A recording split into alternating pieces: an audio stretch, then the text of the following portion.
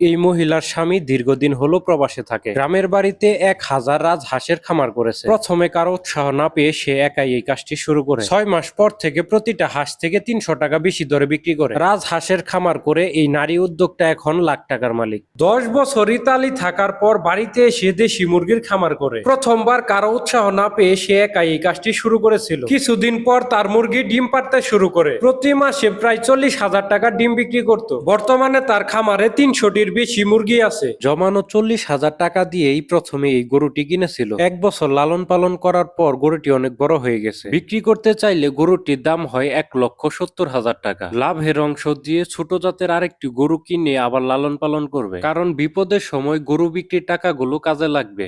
দীর্ঘদিন প্রবাস জীবন কাটিয়ে 5 দিন হলো দেশে আইছে। বাজারে গিয়ে দেখলো দুটি বড় সাইজের বোয়াল মাছ। 3,000 টাকায় পরিবারের জন্য বোয়াল মাছ দুটি কিনে নিল। এক যুগের বেশি সময় পরিবার ছেড়ে প্রবাসে কাটিয়েছেন। মালয়েশিয়াতে 10 বছর থাকার পর বাড়িতে এসে পটলের চাষ করে। প্রথমে কারো উৎসাহ না পেয়ে সে একাই এই কাজটি শুরু করেছিল। 6 মাস পর থেকে পটল বিক্রি করে 4 লক্ষ টাকা, মাত্র 50,000 টাকা পটল চাষে ইনভেস্ট করে।